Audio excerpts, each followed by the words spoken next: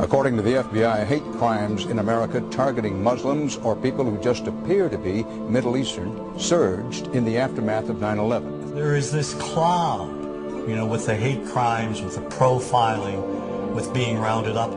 Again, I think this illustrates the power of film, that in spite of the reality, in spite of the material that we know to be true, we still embrace the mythology. The mythology is still a part of our psyches. Stereotypes take a long time to wither away. And for many of us, we're comfortable with our prejudices. We don't want to change. We've grown accustomed to this face.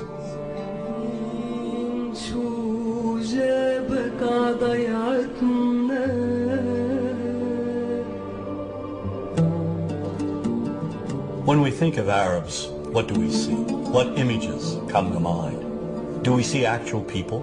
People who, despite real cultural or geographical differences, do pretty much the same things that we do.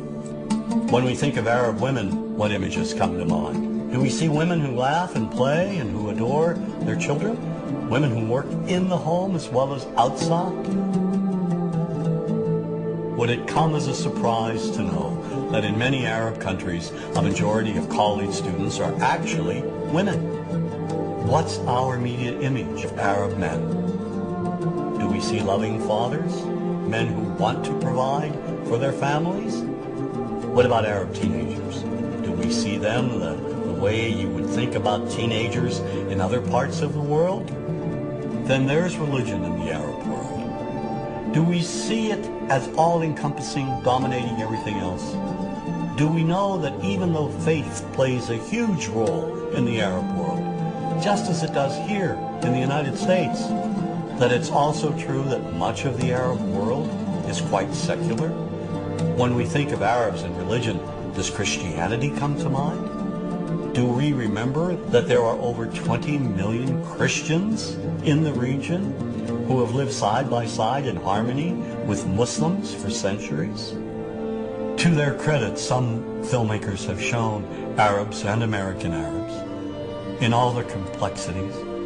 An excellent way to shatter a stereotype is through laughter, through comedy.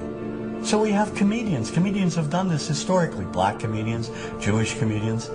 So we see Arab comedians doing this, and this is one way to release the tension. Things on a credit card. True story. Guy behind the counter picked up my credit card, sees the Olive card, looks at me all weird. He's like, "Hey, buddy, what kind of name is that?"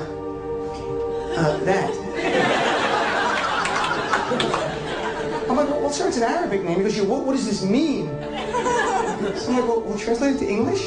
It means peaceful, friendly Arab. But he's not happy. He goes, "Yeah, what Arab country is your family from?" So I tried the most peaceful, popular one that he would like. So I'm like, "We're from the same Arab country that Aladdin is from."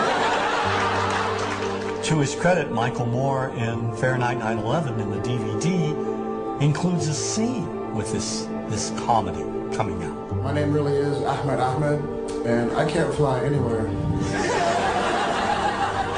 All you white people have it easy. You guys get to the airport like an hour, 2 hours before your flight. It takes me a month and a half.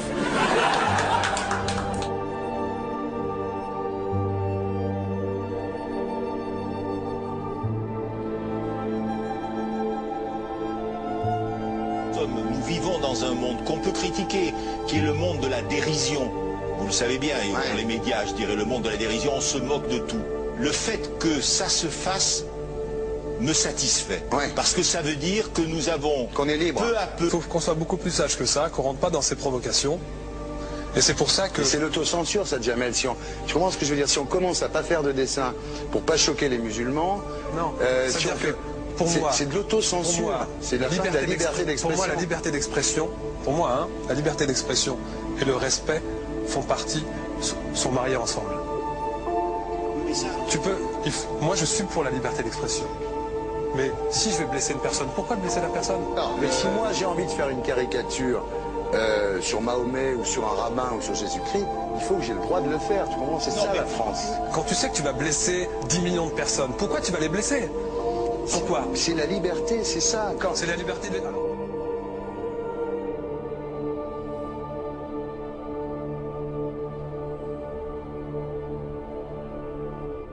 Non, mais tout seul. vous pensez pas que c'était à vous de vous excuser, non? En disant le sketch n'était pas très drôle, je suis désolé si j'ai blessé des gens, voilà, excusez-moi, voilà, c'est une connerie, c'est mon travail. Mais vous referiez pas le même sketch quand même? Mais le spectacle que je fais reprend en grande partie les lignes de ce sketch. Mais il y a un truc que je comprends pas sur cette affaire, c'est qu'à aucun moment vous avez senti le besoin de vous excuser et que vous en avez rajouté. C'est tellement surprenant, c'est tellement inadmissible que j'en suis choqué. Voilà. Dans un pays où on peut parler, on peut s'exprimer. Et là, pourquoi tout d'un coup, sur un sujet, on ne pourrait pas s'exprimer? Vous savez bien pourquoi on ne peut pas s'exprimer. Pourquoi? Parce que dans ce pays, on a envoyé pendant la guerre des juifs dans des chambres à gaz et que ça crée un petit problème quand même. Vous voyez ce que je veux dire? Dans ce pays, on a envoyé pendant 400 ans des centaines de millions de Noirs. Il y a eu 400 ans d'esclavage. Et pourtant, ça n'a pas empêché Michel Led de faire un sketch qui m'a fait marrer. Où il faisait un Noir, et à la fin, il faisait un singe. Et en parlant des narines, en parlant des lunettes. En tout cas, lui, il n'a pas été interdit d'exercer son travail. Il a même eu la Légion d'honneur. Quelqu'un qui a toute sa famille qui a été exterminée dans un camp de concentration et qui voit quelqu'un à la télé qui dit Israël. Vous vous rendez compte? Je sais pas. Mais on peut pas. Il y a des moments où même si on connaît les gens, même si on les a invités, on leur... Et c'est pour ça que... C'est l'autocensure, ça, Jamel. Tu comprends ce que je veux dire? Si on commence à pas faire de dessin pour pas choquer les musulmans... Non, si on fait... Pour moi, c'est de l'autocensure. C'est la liberté d'expression. Pour moi, la liberté. Et là, pourquoi tout d'un coup, sur un sujet, on ne pourrait pas s'exprimer vous savez bien pourquoi on ne peut pas s'exprimer. Pourquoi? Parce que dans ce pays, on a envoyé pendant la guerre des juifs dans des chambres à gaz et que... Deux poids, deux mesures. La liberté pour tout le monde. C'est-à-dire? La liberté pour tout le monde. Il y a une personne comme Dieudonné qui a fait un rabbin, enfin qui a fait un colon juif, etc. Tous ces DVD ne sont plus dans les pactes. On l'empêche médiatiquement, on ne le voit plus. Alors que lui, c'est un comique. Plusieurs lois qui ont été faites contre l'antisémitisme. Et moi, je fais un appel aujourd'hui de faire une loi contre l'islamophobie.